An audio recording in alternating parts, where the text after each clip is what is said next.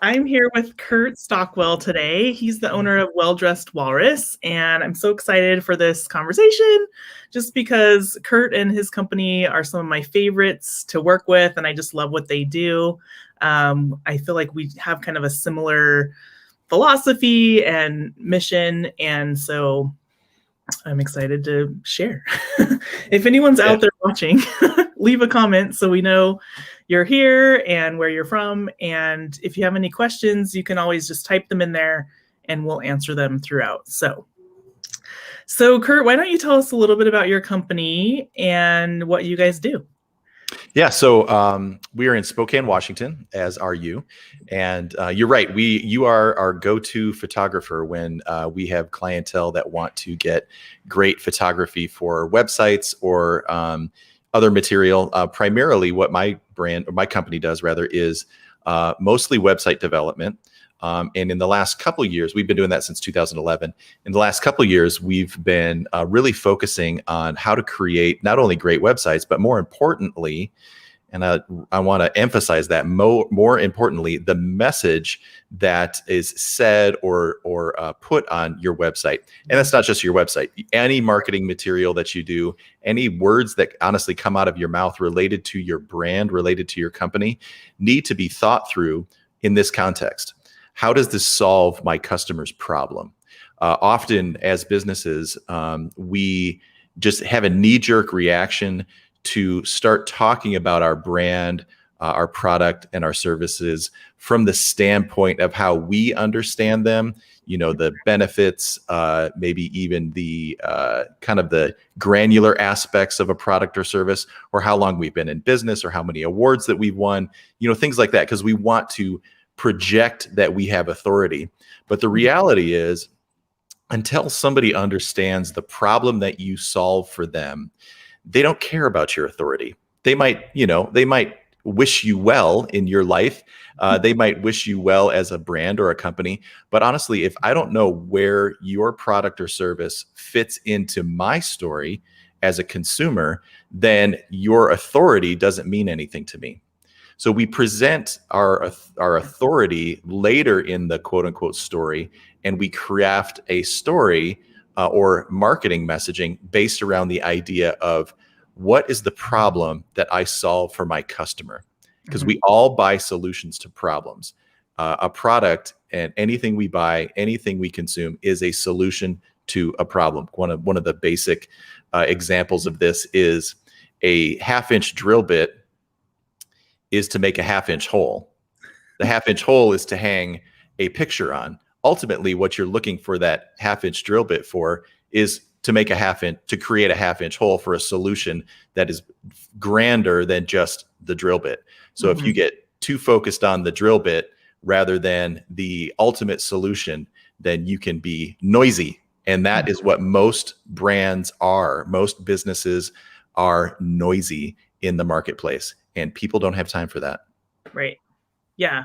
Perfect. I love that. I notice most website developing companies fall on the end of two spectrums. Like, one, it's super ugly, can't navigate it, but maybe they're really good at like AdWords or SEO or something. Yep. On the other end, it's really pretty, but no one can find it, and you know, that kind of thing. So I feel like you guys have the whole package, and the fact that you start with the messaging part as the foundation is just key, you know, because I think a lot of people waste a lot of time and money on a website, and then if it's not effective in selling your service, it's a total waste. So that's what I love about what you guys do.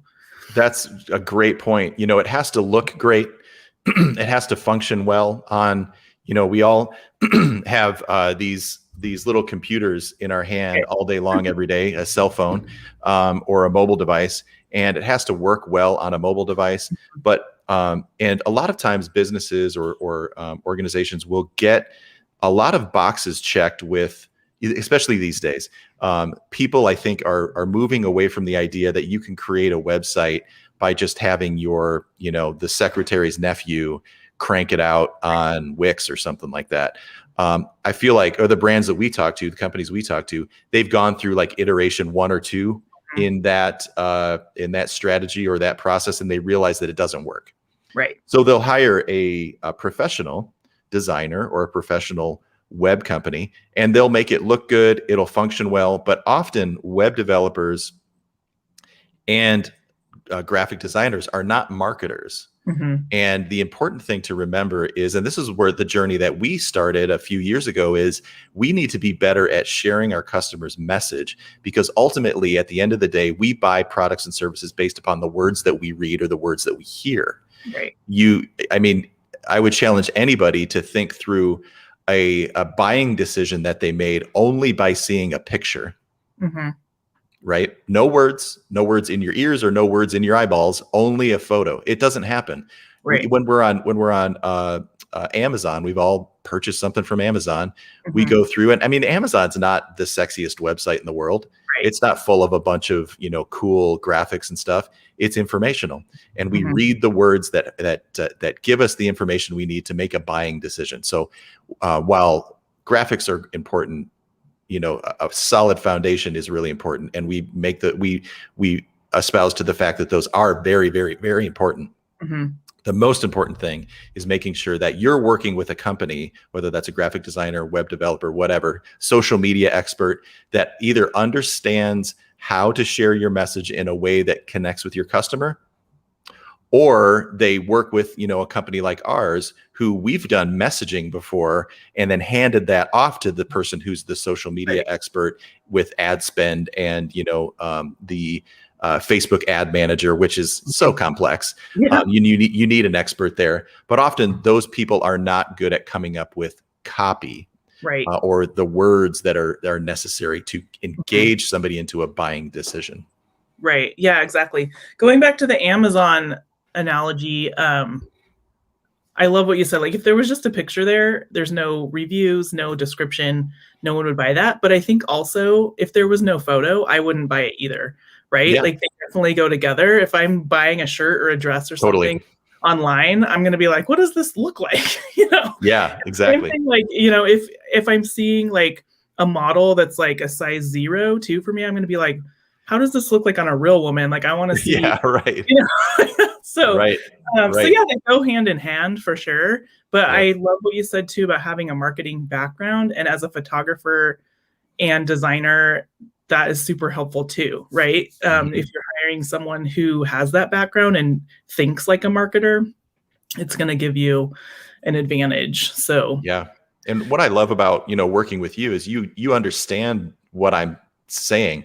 Right. And so when somebody's hiring you and they're like, we want all these great photos and we're going to do this big campaign, knowing to ask as a professional to say, hey, what's your messaging like?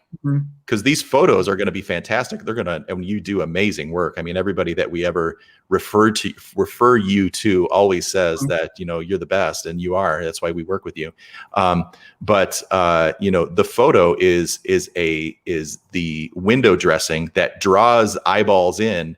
The buying decision is made through understanding, again, what problem that solves. So that's why we think, whenever we come up with a website design, we'll initially talk about putting stock photos in. But I always tell our customers, if you can afford, and it's not even that expensive, to get photography done professionally, it adds additional value, because you're going to separate yourself from your competition, who is just throwing stock photos in there. Right. Yeah. And again, like you said, the reason why we love working together is that hand in hand kind of 1-2 punch is really what makes you stand apart.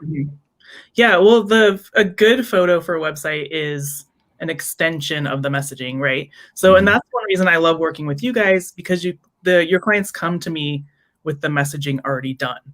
Yeah. And a vision. So, because sometimes someone will hire me and I'm like, how are you going to use these photos? Oh, I don't know. Like, what do you want to portray in your messaging? Like, I don't know. So sometimes I have to walk them through that a little bit. It's so helpful to have them come to me with that already done. And that's one reason I like to refer people to you, because you do all the things for them. So let's see. We got a comment from Easton. He is actually a Facebook ads guy. It says, copy is so important. This is why copywriters for big companies can charge $30,000 for 4 written emails, and they take a percentage of sales. Yeah, exactly. Yeah. Awesome. I was just, if do you know Ray Edwards? He's a copywriter. He's actually in Spokane, No. but Oh, really? he's a world-class copywriter. He wrote a book called How to Write Copy That Sells. There it Oh, is. If oh, anybody's well, watching check that out. and interested in writing better copy, go ahead and grab that book, How to Write Copy That Sells. Yeah. And he has a multi-million-dollar business and he writes words, and he writes words he's written for Tony Robbins and like all the, really popular brands that you can think of. He's probably written for them. But Easton is totally right. You can get people connected to your product and service by email still. And what I was going to say is a lot of times people think, oh, email's dead. Email's, annoying. I don't want to send emails to my customers. The reality is it's still the purest form of communication with your customer outside of a face-to-face or, Zoom call kind of a thing, Right. because social media is so heavily regulated and it's Facebook and Instagram and, not as much LinkedIn, but make it hard to connect with your customers. Email is still the thing that most people, when you ask them, are you on Facebook? Are you on Instagram? Are you on LinkedIn? Are you on Twitter? Whatever. Yes, no, yes, no. Do you have email? Well, of course. Everybody has email. Everybody has email. Yeah. And so that's a fantastic point, Easton, and you are 100% correct. I'm glad to see that you as a ads manager or ads expert understand the value of copy. Right. Yeah. Well, too, with the email, like on the social media, I'm noticing, like 1 or 2% of people are seeing my stuff, right? At least with email, it's going to their inbox. They can choose whether or not they want to open it, but at least it went there. So yeah. I think and the thing about email to remember is just because your email wasn't opened doesn't mean that they didn't see your name. And my dad doesn't have email. Well, he's the one. We found the one. Right. My dad, but he rarely opens it too. We'll have to call him. Right. Well, your dad's probably not my client anyway. So right. That's okay. Yeah, that's true. But what I was going to say is when you have a mindset of nurturing somebody to a buying decision via email, I was actually just talking with a prospect today who has a product that is new to the industry. It's like you type in a little short code into whatever text editor you're using, such as, or not text editor, but text field. So like in an email or in a reply in a messaging app or, wherever, and it auto fills, it could be paragraphs of an autofill of a response that you send often, like to people, right? So it's a big time saver. However, it's a text completing, I don't even know what it's called. It's kind of new. People don't even know that this thing exists. So he's like, I have a struggle convincing people to buy my product because they don't even know that this solution exists. I kind of gave him the example that, when if Henry Ford asked people what they wanted, they would have said a faster horse because they didn't know what a car was. Right. Right. And so he's got a challenge ahead of him to educate the industry about his product. So I encouraged him, you need to be sending an email every day, maybe an email every other day, to highlight the importance and the value that your product brings. Now, he could send 70 emails to somebody before they make a buying decision, and that person might have only opened up 3 of them, but in that third email, they went, wow, this thing's actually pretty cool. I need to do this at some point. And, 6 months later, they finally get around to it because they keep seeing value showing up in the email. The thing with the email too, is you can't be spammy. People are like, well, I don't like email because it's spammy. Well, you don't like spammy emails.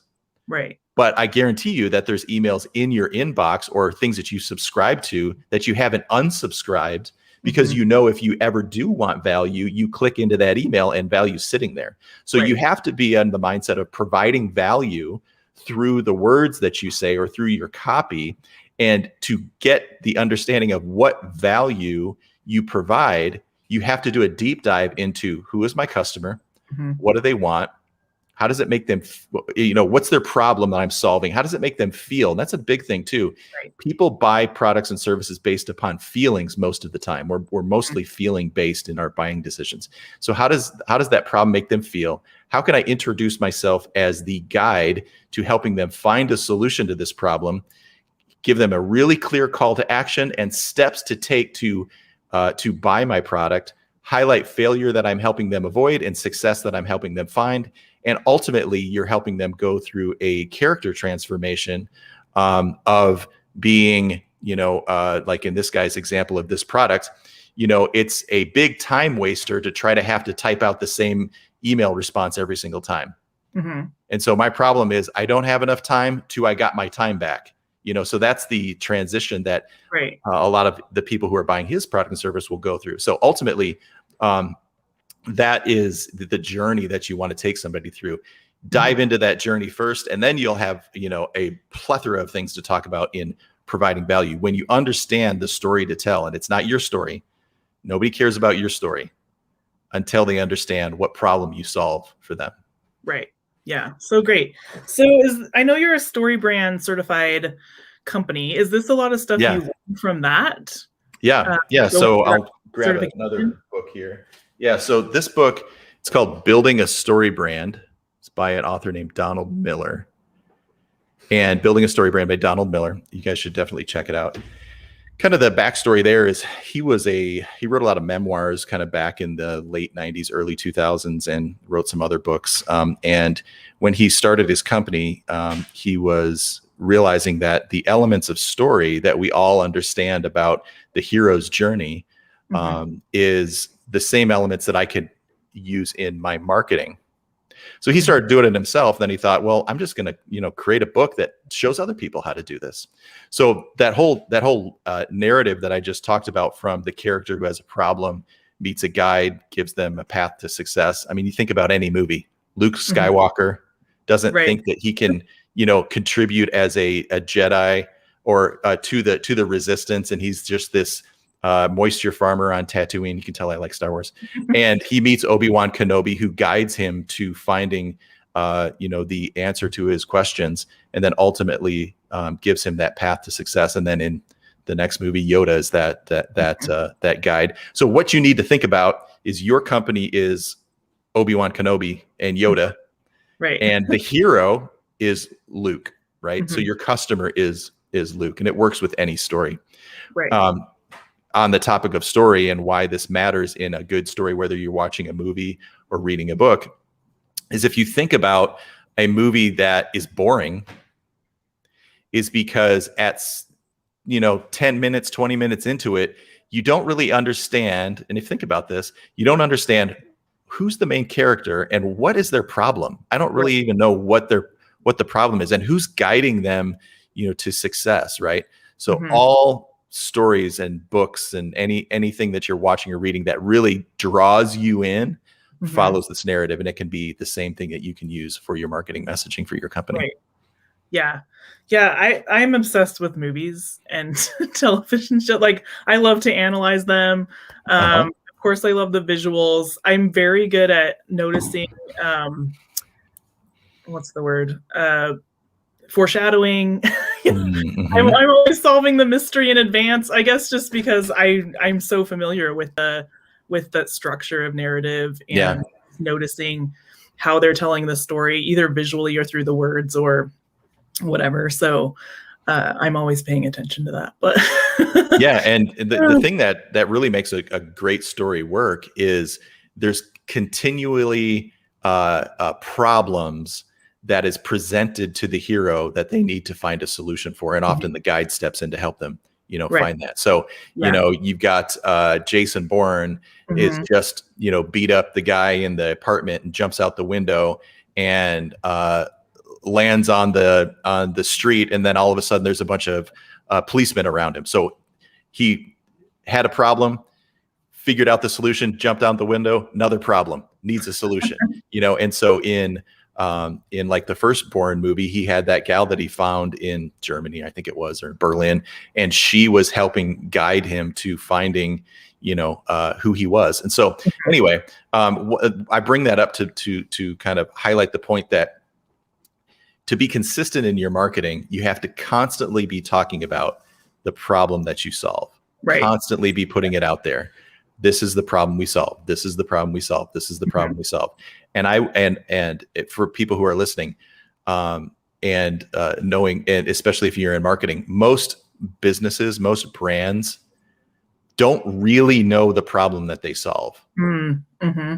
They have a product that they think that they're interested in this product because of this bell or this whistle. But at the end of the day, people are really, interested in the product because of another reason. Mm-hmm. Ask your customers, why do you love our product? And I think you're going to find a lot of the answers are very simple.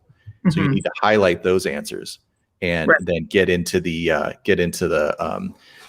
deeper kind of granular things once you've established that you have authority and they trust you. It looks like 4T Studios is asking the name of the book again. It's called Building a Story Brand. Yeah, by Donald Miller. So that goes back to the drilling the hole thing, right? Like the problem isn't really you need a drill bit; it's you want to hang your picture on the wall. Yeah, so I'm not trying. I don't want to buy a 1/2-inch drill bit. I need a 1/2-inch hole. Well, I need a 1/2-inch hole, so I'm going to go buy a 1/2-inch drill bit. Yeah, that's like marketing 101, even back I think from in the 80s, with like Zig Ziglar and stuff. Yeah. So once you've told that story of the problem you solve, you kind of mentioned the authority piece. Like, what are some ways, or when do you start introducing that? Yeah.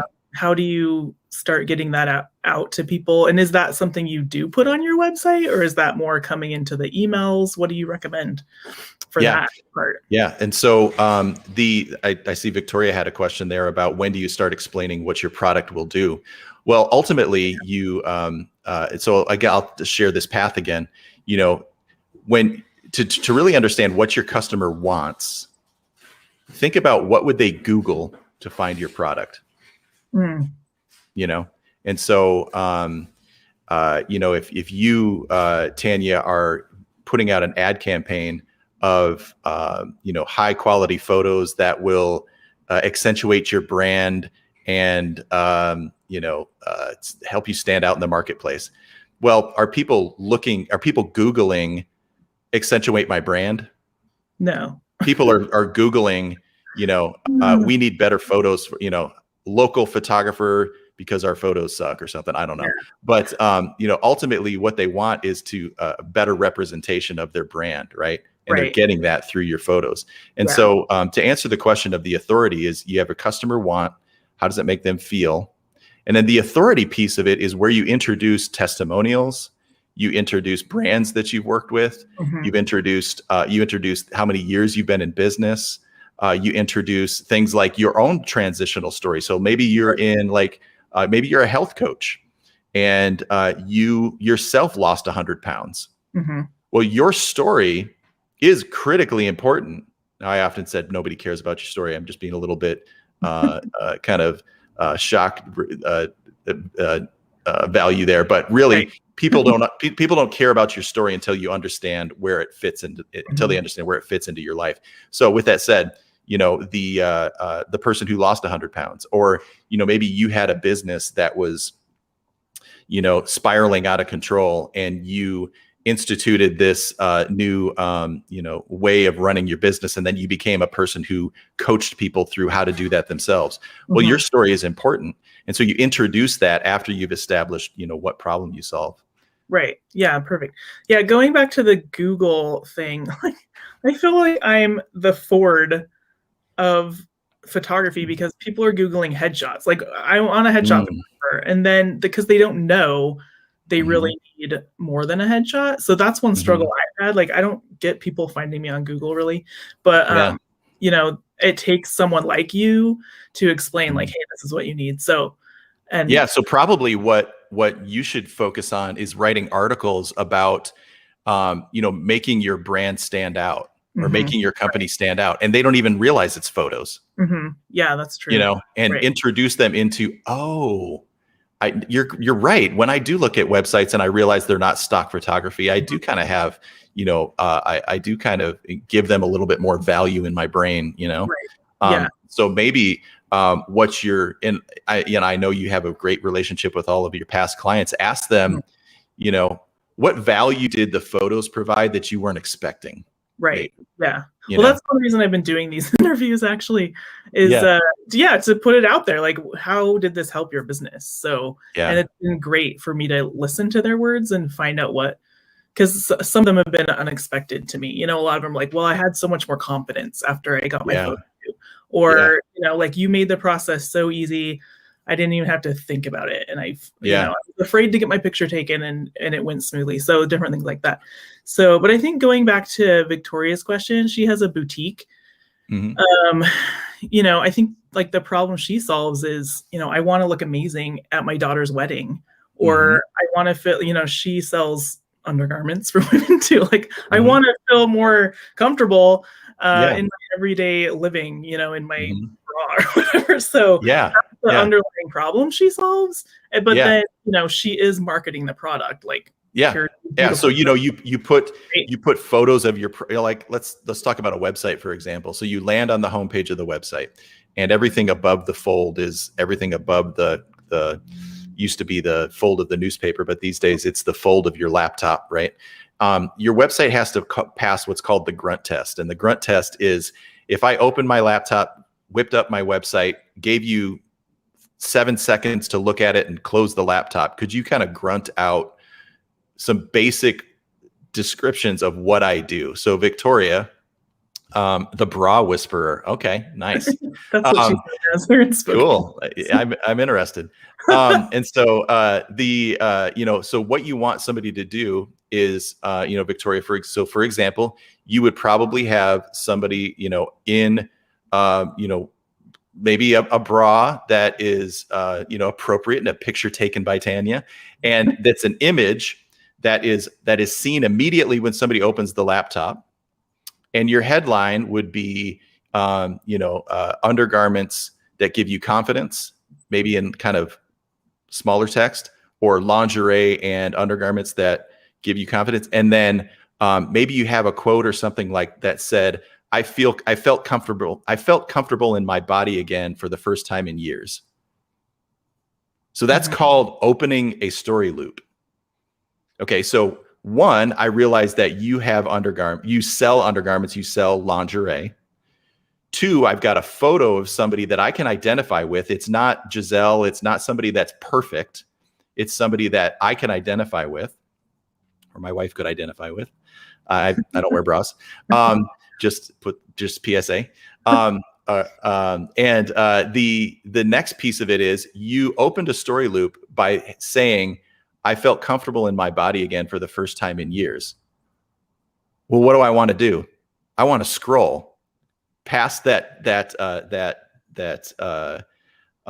fold, or above the fold, past, start scrolling down the website, right? And then you start introducing the fuller story. You start introducing bras and panties and fill in the blank. And the whole goal, if Victoria, when I would assume what you probably do is help people find the right fit, help people find the right material, help people, feel comfortable. I know from, I've been married for 17 years. I know that my wife said many times, bras, they're like the worst, and so people, especially people who, might be a little bustier than the next person, you got to deal with these things all day long. We're going to make you feel comfortable in them. Right. Yeah. And so does that help, Victoria? Yeah, I think so. I have to tell you a story. So I actually went to her shop. My husband was in the car. I ran in to pick something up, and I was like, well, I might as well look for a bra while I'm here. She looked at me, picked 2 bras. We went in the dressing room. They fit. I bought them in 15 minutes. Like that never happens when you go to buy a bra. So that's something I would, put out there as another problem she solves. It's fast and easy. It doesn't feel painful to go in and try them on. So anyway, total tangent. I didn't really think and that next thing that somebody would see as they scroll down your website should be amplifying the problem. One of the things in Ray Edwards' book that I mentioned earlier, again, if you're just tuning in, 2 books that you need to check out is one called Building a Story Brand, and 2 is How to Write Copy That Sells. If if you're in the small business space at all, you should understand how words really matter.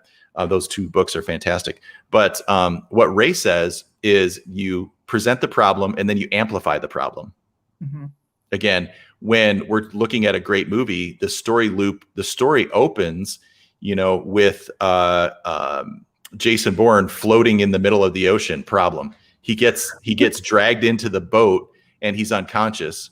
And then he comes to and he's realizing, I got another problem. I don't know who these guys are, so I'm going to start fighting them.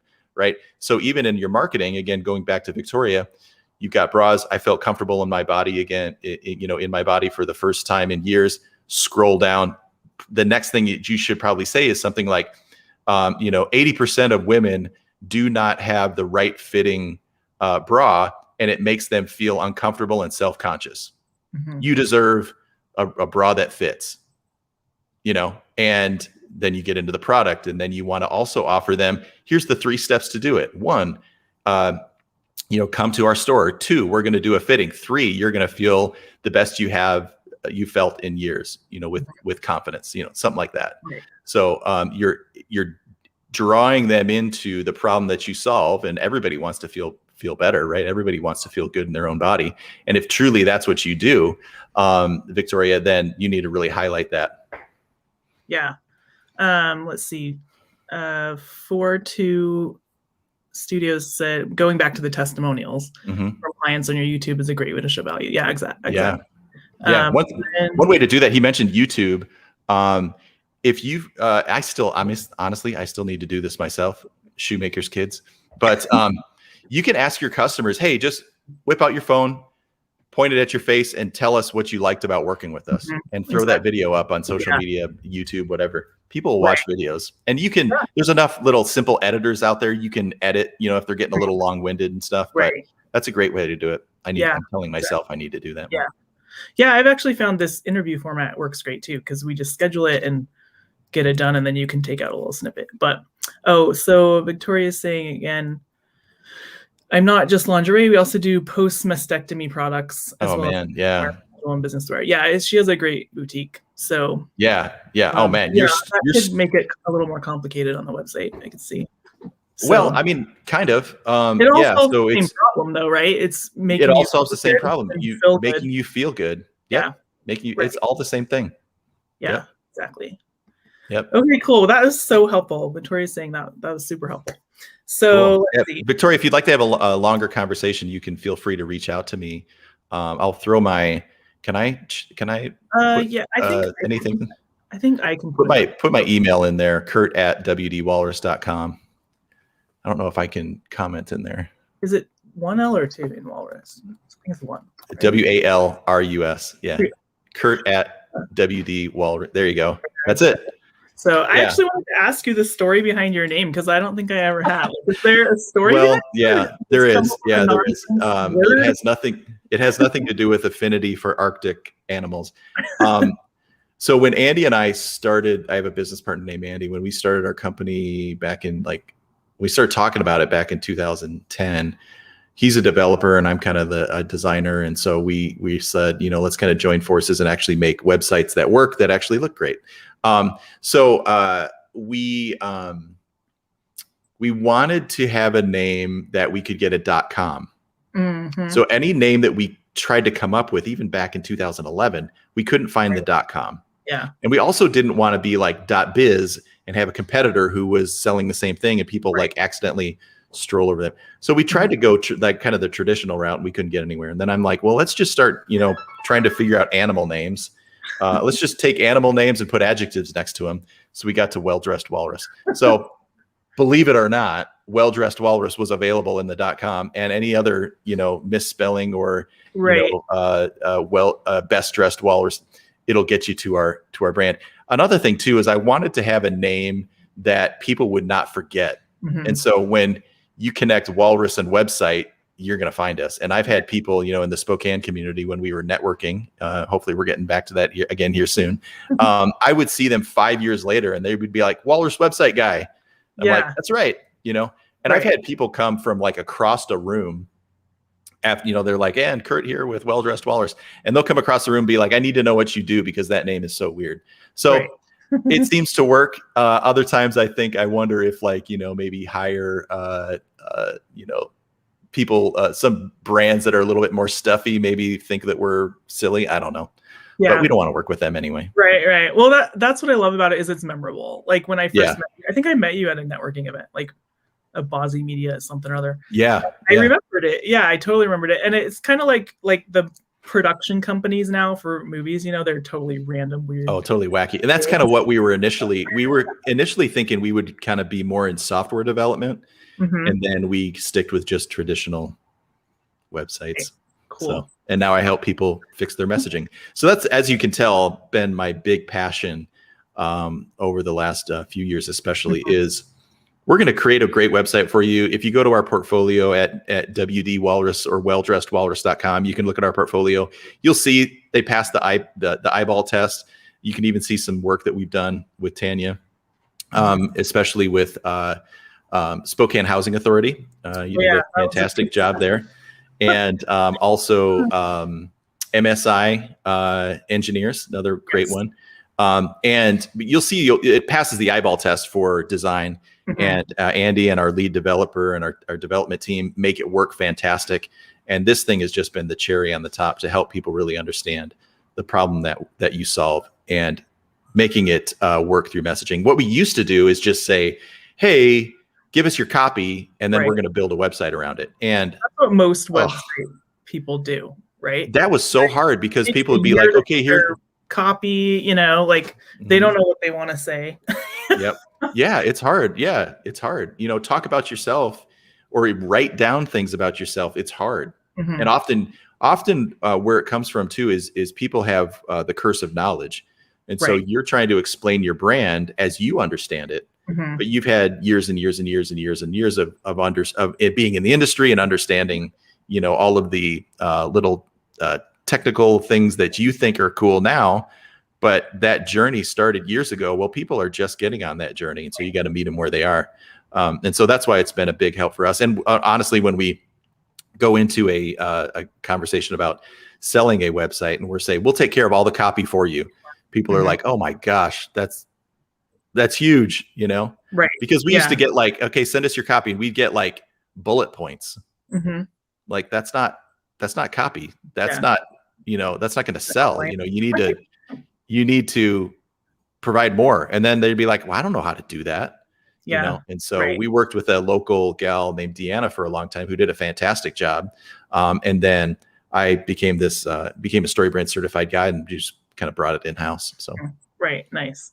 So talking about like working with me, one thing I love about you guys too is you just refer the client to me and then you hand it off. You're not like micromanaging or me do my job. So ain't nobody got time for that. Right. Well, what's it been like for you to just have that taken care of and handed to you?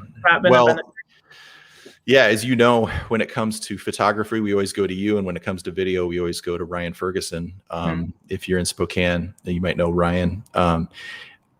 Because, we do we work really hard at creating a relationship with our clients, like from the outset that, this is going to be kind of a worry-free situation. You don't have to worry about any of it. We're going to take care of it for you. And when I'm bringing somebody in, I want to make sure that I can just I can hand it off to them, hand it off to you and say, Tanya, we need photos in like a couple months. Mm-hmm. Go talk to them. And then we're in the meeting and I'm like, I'm going to give you a name. I'm going to introduce you via email and I'll let you guys take it from here. Yeah. It doesn't, sometimes people are like, we want to white label everything. Mm-hmm. We want to, keep everything and make it look like we do everything. I think businesses these days, they know that not every business does everything. And the reality is, if you're a business that does everything, you're probably a mile wide and an inch deep anyway. And I say we are focused on what we do well. What we do well is messaging, website design, website development, and additionally, anything is sales funnels as well. I haven't really gotten into sales funnels, but sales funnels from the initial Facebook ad all the way to the buying decision. Oh, okay. It's kind of that's another conversation. Maybe that's another webinar or another live chat with you. But we do this well. We don't do photography. Yeah. We don't do video. Find somebody that you want to work with, or I recommend working with, Tanya or Ryan. Right. Well, I feel like it makes it harder for me to do my job well when someone is just saying, hey, like, we know what we want, just show up and do photos. Like, at this point, I'm like, I'm not going to do that. I need to be involved in that planning process. And, because otherwise I don't know what we need to shoot if I haven't seen that messaging. Oh yeah. Or, and haven't planned with you and seen the location and know how many people there are going to be. I need to be able to be involved in that process and have some authority in the process as well, to be able to people on the day. So I really appreciate that you do that. Anyone who wants to refer me, I prefer you do that. Just hand me off. Yeah. And you do a fantastic job of like picking up right where we left off. And you and I'll have a conversation about, okay, this is where we got them. And as you know, they've already understood who their customer is and why their customer buys, which I would imagine helps you have easier conversations about the types of photos that you're going to take. Right. Yeah, exactly. Yeah. Yep. Perfect. Cool. Let's see. What's some other questions? What are the biggest mistakes people make on their website? I mean, we already talked about the messaging being not great, but are there any others that you notice? Yes. There's a big one. not including a buy now button. Now, a buy now button it doesn't have to necessarily buy now, but when somebody's ready to make a decision to work with you, what's the next step they need to take? And you need to stick that in a button.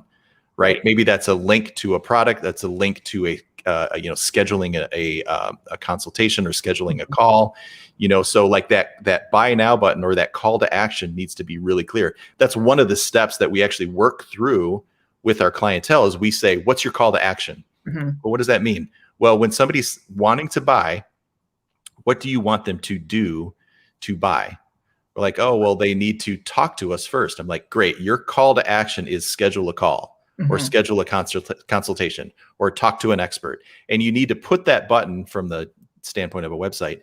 You need to put that button on the homepage of your website and everywhere throughout your website as well. So when somebody's ready to make a buying decision, that button's sitting right there. When we design websites, that buy now button, again, it could say multiple things more than just buy now. It's on the homepage sometimes like 7 times.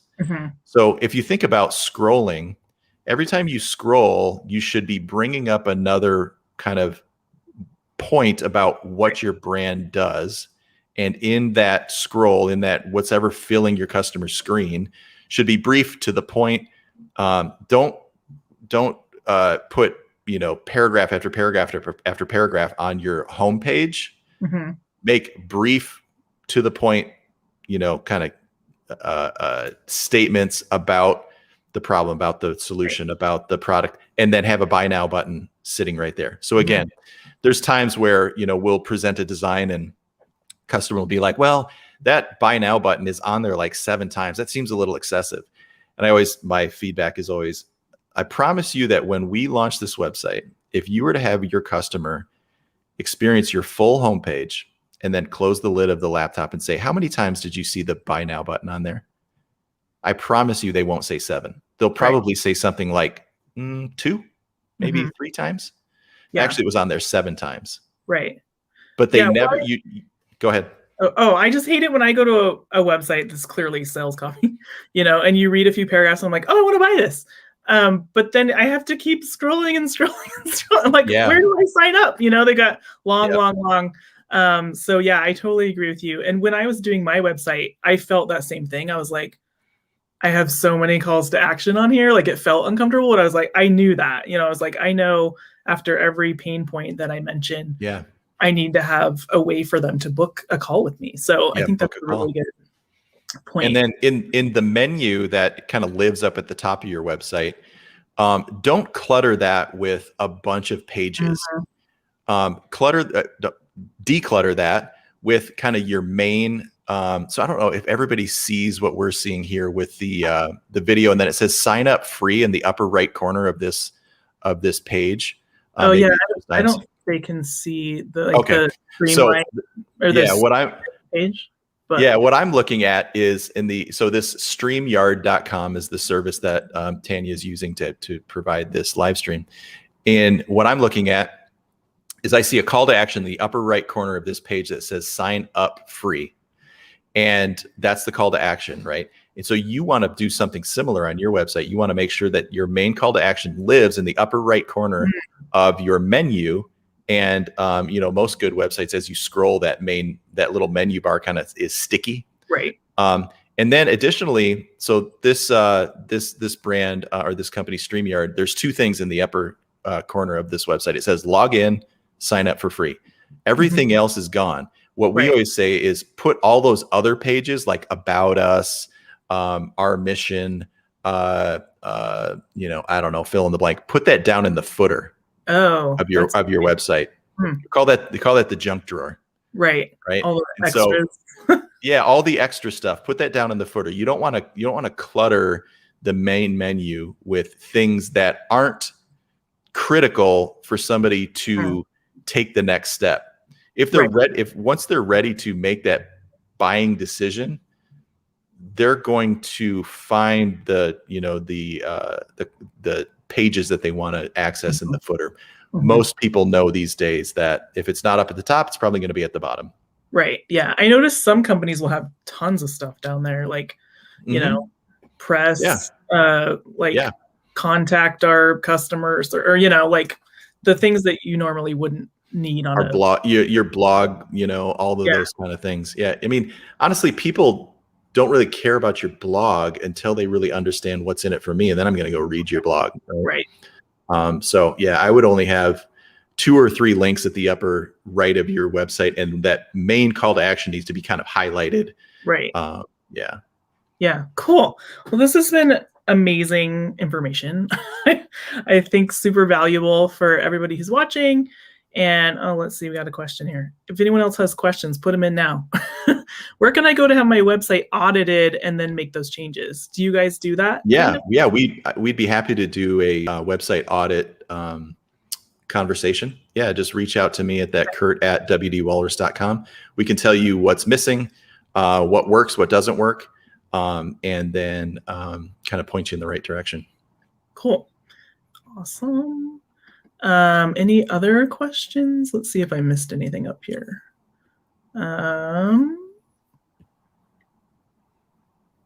Yeah, well, I think that was great, super helpful. Anyone who's watching the replay, just type replay in there. And if you have any questions for me or Kurt, put them in there and I'll make sure we answer them for anyone who wasn't able to get on live.